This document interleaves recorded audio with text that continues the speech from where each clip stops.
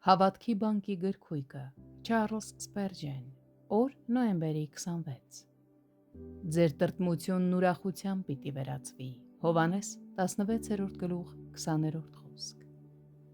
Նրանց առանձնահատուկ տրտմությունը Տիրոջ մահն ու բացակայությունն էր, բայց սա վերածվեց ուրախության, երբ նա հարություն առավ մեռելներից և հայտնվեց նրանց մեջ։ Այսպես վերափոխվում են սրբերի բոլոր տրտմությունները, նույնիսկ ամենավատերը, որոնք կարծես հավիտյան դառնության աղբյուր պետք է մնային։ Այդ դեպքում, որքան մեծ է վիշտը, այնքան մեծ է ուրախությունը։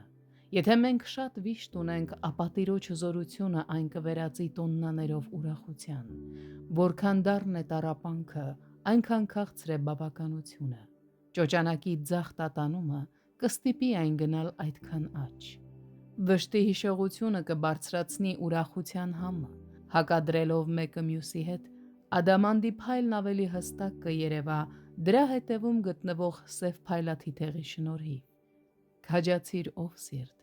մի ակնթարթում ես նույնքան երջանիկ կլինեմ, որքան հիմա տրտում եմ։ Տեր Հիսուսն ինձ ասում է, որ երկնային ալքիմիան իմ տրտմությունը կվերածի ուրախության։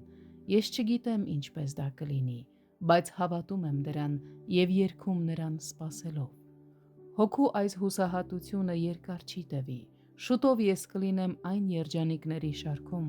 ովքեր օր ու գիշեր գովաբանում են Տիրոջը, և այնտեղ ես կերգեմ այն ողորմության մասին, որն ինձ ազատել է մեծ տառապանքներից։